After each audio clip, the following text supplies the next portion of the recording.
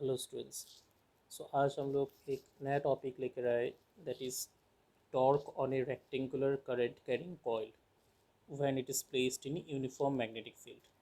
तो जैसे कि इस डायग्राम में आप लोग को दिखाई दे रहे हैं, यहाँ पर एक यूनिफॉर्म मैग्नेटिक फील्ड है। तो कैसे मालूम चला कि यहाँ पर एक यूनिफॉर्म मैग्नेटिक फील्ड है? जैसे कि आप लोग को दिखाई दे रहा है, यहाँ पर there are two pole pieces, one is north pole and other one is south pole. तो हम लोग को क्या मालूम है, magnetic field lines will start from north pole and it will go towards south pole.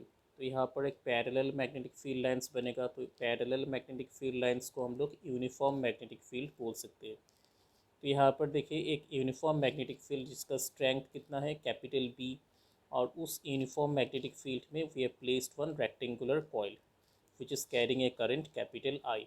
तो इस कॉइल में क्या लगेगा? Because of this magnetic field the coil will experience a force. तो यहाँ पर वो कैसा फोर्स है, क्या कॉइल घूमेगा या it will move in a straight line? So that we'll discuss in this topic. So let's start with this topic. तो यहाँ पर in the previous video we have derived the expression for force experienced by current carrying conductor of length L carrying a current I. तो वो वाला expression क्या था, B I L into sine of theta, where B is the strength of magnetic field, I is the current flowing, L is the length of the conductor, और theta क्या था, theta is the angle between the current and the magnetic field. और इसका जो force का जो direction होता है उसको हम लोग कैसे निकालते थे, by using the Fleming's left hand rule. I think ये आप लोग को समझ में आया होगा। In the previous video we have derived the expression of force. अब इसी एक्सप्रेशन को हम लोग अप्लाई करके इस कॉइल के ऊपर जो रोटेटिंग फोर्स होगा दैट विल फाइंड आउट। तो यहाँ पर देखिए, इसको मैंने कॉइल को थोड़ा मैंने बड़ा करके बनाया। तो अगर हम लोग इसको माइक्रोस्कोप के अंदर देखेंगे then it will look like this. So there will be a rectangular coil which is placed in between the two pole pieces. तो यहाँ पर क्या होगा, we have named this rectangular coil that is PQRS through which current will be flowing। तो current कैसे flow करेगा, उसके लिए मुझे बैटरी लगाना पड़ेगा। तो यहाँ पर मैंने एक एक्सटर्नल सोर्स कनेक्ट कर दिया, that will provide the potential difference. उसके कारण क्या होगा, कॉयल में करंट फ्लो होगा। तो current is given by capital I. So this coil becomes a current carrying coil, जिसका लेंथ कितना है एल और इसका ब्रेथ कितना है, स्मॉल लेटर बी। तो यहाँ पर अब हम लोग क्या करेंगे, इस ब्रांचेस के अलोंग, जैसे कि P Q, then Q R, then R S and then S P, तो इसके ब्रांचेस के along will calculate the force. तो यहाँ पर पी क्यू अगर हम लोग कंसिडर करेंगे तो यहाँ पर देख सकते हैं आप लोग, the length of P Q is perpendicular to the direction of the magnetic field. तो एंगल कितना बनेगा, 90 बनेगा, और फोर्स का एक्सप्रेशन क्या होगा, B I L into sine 90, and sin 90 is how much, 1. So F1 will come out BIL. So this is the force experienced by the arm PQ। और इसका डायरेक्शन हम लोग कैसे निकाल सकते हैं, by using Fleming's left hand rule. तो यहाँ पर आप लोग को पता है, central finger represent the direction of the current, first finger represent the direction of the magnetic field. तो थंब जो होगा, thumb will give the direction of the force. तो according to the Fleming's left hand rule, the force on the arm P Q will be acting in the downward direction, या हम लोग बोल सकते हैं कि इनटू द पेज। तो यहाँ पर मैंने ब्लू कलर एलो से बनाया direction of the force experienced by the end P Q. So this direction F1 is given by the Fleming's left hand rule. तो आई थिंक ये बात आप लोग को क्लियर हो गया होगा। Bye using Fleming's left hand rule you can easily find the direction of the force. आइए आप चलते क्यू आर ब्रांच के ऊपर। तो क्यू आर देखिए, it is along the direction of the magnetic field. तो एंगल कितना बनेगा, ज़ीरो बनेगा, और साइन ज़ीरो कितना होता है, zero. So what we can say that the force on the arm Q R will be equal to zero. तो zero क्यों हुआ, because it is along the direction of the magnetic field.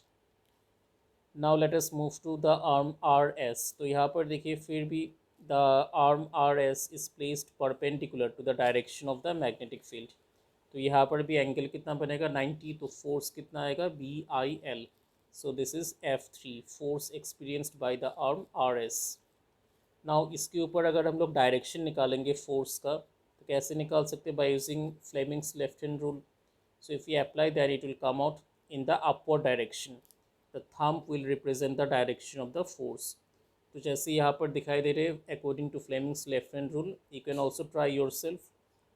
The direction of the force will come in the upward direction. तो यहाँ पर देखिए P Q branch में force का direction नीचे था और आर एस ब्रांच में फोर्स का डायरेक्शन कहाँ पर है? ऊपर है.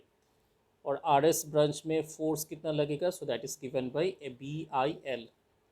तो आइए आगे बढ़ते हैं हम लोग. पी एस ब्रांच के अलोंग फोर्स कितना लगेगा? So that is also parallel to the magnetic field. या हम लोग बोल सकते हैं ये मैग्नेटिक फील्ड का ऑपोजिट डायरेक्शन में. So that is anti parallel. Anti parallel अगर होगा तो एंगल कितना होगा? 180 degree. And again sine 180 is again equal to 0. तो फोर्स कितना बन जाएगा? F4 will become 0. That means no force will be experienced by the branch PS. तो यहाँ पर मुझे फोर्स किसके लिए मिला? सिर्फ PQ और RS के कारण. तो इन दोनों ब्रांच में फोर्स कैसे लग रहा है? That is equal and opposite. Equal in magnitude and opposite in direction. तो इसको हम लोग क्या बोल सकते हैं? This are action and reaction pair. तो यहाँ पर देखिए नेट फोर्स कितना है on the coil PQRS. So net force is equal to 0. लेकिन ये जो इक्वल एंड ऑपोजिट फोर्स है उसके कारण क्या होगा? The coil will rotate and it will experience a rotating effect. तो इसके कारण एक टॉर्क प्रोड्यूस होगा. So that will produce the necessary rotating effect to the coil. तो यहाँ पर क्या होगा? There will be a torque जिसके कारण द कॉइल विल रोटेट. और उसी का एक्सप्रेशन अभी हम लोग निकालेंगे. तो यहाँ पर force F1 is acting along PQ, F2 is acting along RQ, F3 is acting along RS, and F4 is acting along PS. The force will be experienced only by the branch PQ and RS, and the direction can be calculated by using Fleming's left hand rule. तो यहाँ पर देखते हैं torque का expression क्या है. Class 11 में मिला था फोर्स इंटू परपेंडिकुलर डिस्टेंस. अब ये जो परपेंडिकुलर डिस्टेंस होते हैं वो हम लोग कहाँ से मेजर करते हैं? So it is measured from the line of action of the force. तो यहाँ पर अगर आप लोग ध्यान से देखेंगे इन द ब्रांच PQ, तो PQ ब्रांच में देखिए फोर्स का डायरेक्शन कहाँ पर है? इनवर्ट है, मतलब अंदर की तरफ. और इसको अगर हम लोग एक्सटेंड करेंगे then the perpendicular distance from this line of action of the force will be, you can see it is bisecting half of QR का जो हाफ लेंथ होगा. So that will act as a perpendicular distance to the line of action of the force. अगर force का मुझे line of action निकालना है और इसका मुझे परपेंडिकुलर डिस्टेंस कैलकुलेट करना है, तो परपेंडिकुलर डिस्टेंस कौन सा होगा?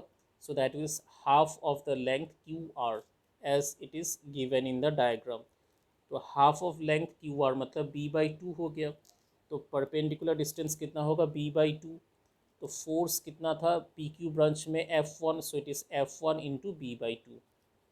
So that will be the torque experienced by the branch PQ. And similarly RS branch में फोर्स कितना था? F3. और इसका परपेंडिकुलर डिस्टेंस कितना होगा? Same as before, it will be the half length of QR. So that is again B/2. तो यहाँ पर टॉर्क कितना आ गया? F3 multiplied by B/2. तो यहाँ पर अगर हम लोग आगे बढ़ेंगे तो नेट टॉर्क कितना होगा? सो torque experienced by PQ plus torque experienced by RS. So that is given by F1 B/2 plus F3 B/2. तो यहाँ पर अगर हम लोग इसको प्लस कर देंगे तो फाइनली मुझे क्या मिलेगा? So finally it will come out BIL. that means force F1 and F3 both are same in magnitude, so both are given by BIL. So by adding these two we can get BI into L into B. तो यहाँ पर L into B क्या होता है? This is the rectangular coil और length into breadth का जो multiplication होगा. So that is given by the area. तो फाइनली मुझे कितना मिलेगा? Torque comes out BIA. That means it is the magnetic field B, current capital I and area A. So that is the net torque acting on the rectangular current carrying coil. I think ये बात आप लोग को clear हो गया होगा. यहाँ पर सिर्फ एक ही पॉइंट इंपॉर्टेंट है, that is how to calculate the perpendicular distance. तो परपेंडिकुलर डिस्टेंस कैसे निकाला जाता है? By finding the line of action of the force and finding the distance which is perpendicular to the line of action of the force. तो यहाँ से साफ पता चल रहा है कि परपेंडिकुलर डिस्टेंस कितना होगा, that is half of the length Q R. So this is the net torque that is experienced by the coil. So that is given by BI into A. अब ये जो I इंटू ए होते हैं, current into area, इसको हम लोग एक term से डिफाइन करते हैं जिसको बोला जाता है magnetic dipole moment, that is represented by small m. और यहाँ पर देखिए, ये यहाँ पर जो एरिया एंड मैग्नेटिक फील्ड है both are vector quantities. Area is along the perpendicular to the plane, जो डॉटेड लाइन से मैंने बनाया ऊपर का arrow sign, so that represent the direction of the area vector. तो यहाँ पर दो वेक्टर क्वांटिटी है, तो टॉर्क को कैसे लिखा जाएगा, in I cross product of area vector and magnetic field vector. And in the magnitude form we can write torque as IAB into sine of theta, where theta is the angle between the area vector and the magnetic field vector. तो आई think ये बात आप लोग को clear हो गया होगा. Area कैसा क्वांटिटी है, वेक्टर क्वांटिटी है जो इलेक्ट्रोस्टैटिक्स में मिला था, और उसका डायरेक्शन क्या था, it is perpendicular to the plane of the coil. तो यहाँ पर देखिए टॉर्क क्या आ गया, torque becomes current within bracket area vector into magnetic field vector, और इसका मैग्नीट्यूड फॉर्म क्या होगा, that is given by IAB into sine of theta. तो मैंने क्या बोल रहा था, करंट इंटू एरिया को हम लोग क्या बोलते हैं, magnetic dipole moment. So that is given by small m. So we can further simplify and we have got the expression torque is equal to MB into sine theta. ये आगे जाकर काम में आएगा. तो ये इतना तक आई थिंक समझ में आया होगा. तो यहाँ पर अगर capital N number of turns होगा कॉयल का, then we can simply multiply capital N in the expression of torque. So the expression will become NIAB into sine of theta, where theta is the angle between the area vector and the magnetic field vector. तो आइए इसका application हम लोग करते हैं. इसका बहुत important application है जिसको बोला जाता है मूविंग कॉयल गैल्वेनोमीटर. तो यहाँ पर आप लोग के सामने एक गैल्वेनोमीटर रखा हुआ है, डायग्राम ऑफ ए गैल्वेनोमीटर. तो गैल्वेनोमीटर का एप्लीकेशन क्या होते हैं, it detects the direction of the current, it also measure the small current flowing through the circuit, and it also measure the small magnitude of voltage. तो इस coil, अगर ये जो डायग्राम है आप लोग के सामने दिखाई दे रहा है, इसको अगर हम लोग खोलेंगे तो उसके अंदर का जो पार्ट्स होगा, so that will be like this. यहाँ पर एक मैग्नेटिक पीसेस होते हैं, उसके अंदर हम लोग एक कॉइल को प्लेस करते हैं, और वहाँ पर एक स्प्रिंग लगा होते हैं. तो ऐसे उसका कंस्ट्रक्शन करते हैं हम लोग. तो यहाँ पर दिखाई दे रहा है, यहाँ पर जो पोल पीसेस है, तो इसके पोल पीसेस के along there will be magnetic field lines. This magnetic field lines will be parallel. That means हम लोग क्या बोल सकते हैं, यहाँ पर एक uniform magnetic field will exist between the two pole pieces.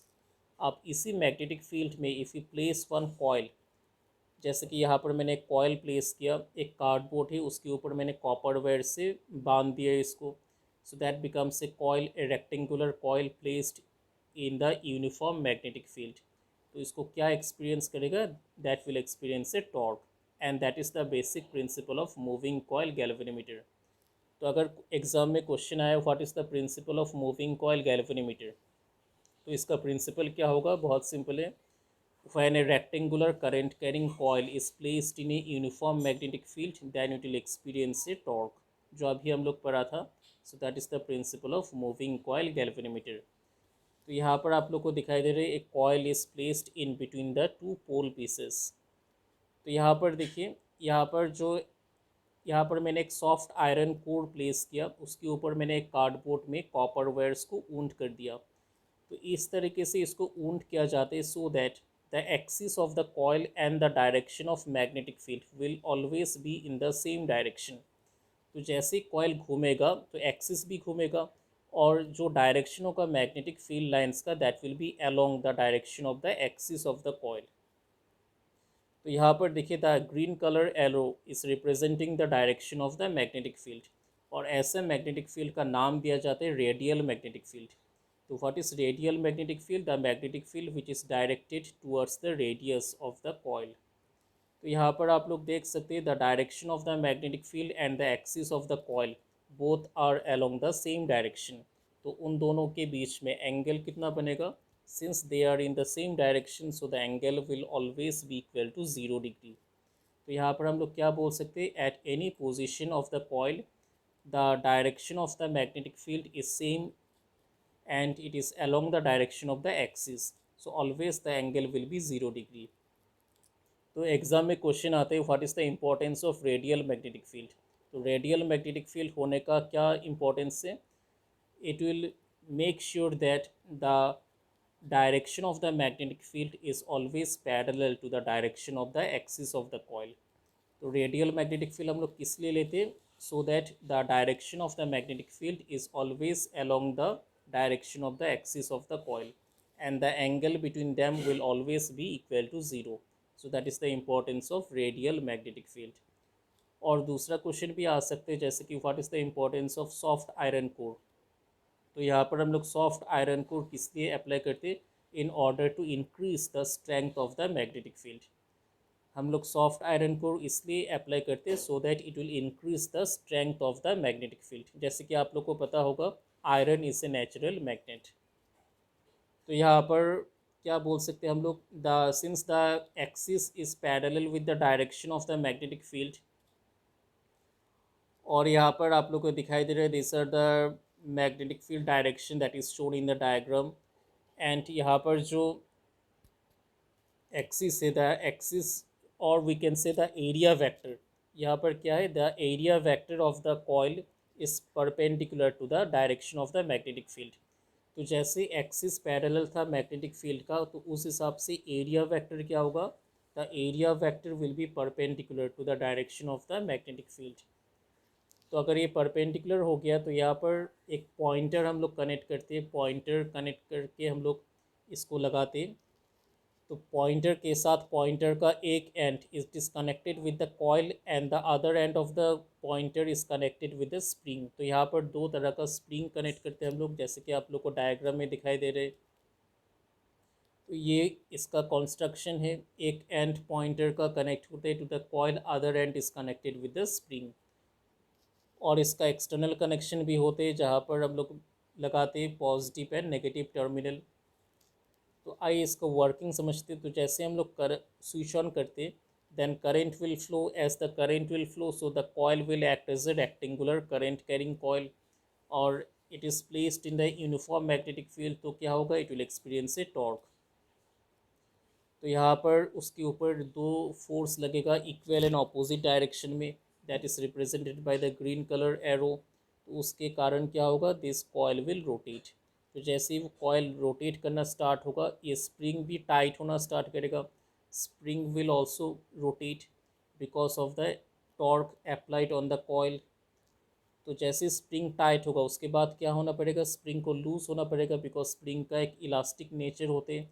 तो उसके कारण स्प्रिंग में क्या बनेगा, एक काउंटर टॉर्क डेवलप होगा। तो यहाँ पर देखिए, since the area vector is always perpendicular to the direction of the magnetic field, तो यहाँ पर जो थीटा था, थीटा विल बिकम 90 डिग्री। क्यों थीटा 90 हो गया, बिकॉज मैग्नेटिक फील्ड और एरिया वेक्टर के बीच में एंगल कितना है, 90 है। So torque expression already we have derived in the earlier derivation, BIA n sin of theta, n is the total number of turns। तो यहाँ पर थीटा कितना होगा, 90 होगा। तो एक्सप्रेशन क्या हो गया, torque tau becomes BIA into n, where B is the strength of the uniform magnetic field, A is the area vector, n is the number of turns, and I is the current passing through the coil। तो यहाँ से मैंने बोला था एक counter torque develop होगा spring के अंदर because of its elastic behaviour. So that counter torque we can write it as K into phi. K is the torsional constant and phi is the amount of deflection of the pointer. तो pointer जितना deflect करेगा that is represented by phi. तो phi is the deflection shown by the pointer and K is the torsional spring constant. तो ये बात I think आप लोग को समझ में आया होगा। जैसे कि हम लोग मैकेनिक्स में पढ़ते थे, in the case of spring there is a restoring force inside the spring that is represented by K into X. ठीक वैसे यहाँ पर रोटेशनल इफेक्ट के कारण स्प्रिंग में एक काउंटर टॉर्क डेवलप होगा that is given by K into five. So that will try to balance the deflecting torque that is given by BIA into n। तो दोनों क्या हो जाएगा, इक्वेट हो जाएगा। So this both will balance and ultimately we'll get the value of phi. So that is equal to BAN divided by K into I. तो यहाँ से क्या था, phi is the deflection shown by the pointer. तो इस relation से मुझे एक इम्पॉर्टेंट कंक्लूजन मिल गया कि the amount of deflection produced will be directly proportional to the current. जितना हम लोग करंट बढ़ाते जाएंगे उतना deflection will also increase. So that is the conclusion given by this equation. तो यहाँ से एक टर्म को डिफाइन करते हैं जिसका नाम है current sensitivity. So that is given by amount of deflection produced phi divided by current. तो फाई बाय करंट को हम लोग क्या बोलते हैं, करंट सेंसिटिविटी। तो इसका एक्सप्रेशन क्या है, BAN डिवाइडेड बाय के। तो करंट सेंसिटिविटी को कैसे बढ़ाया जाएगा, by increasing the number of turns, by increasing the area and also by decreasing the torsional constant K. I think इतना तक समझ में आया होगा आप लोगों को। Thank you all of you.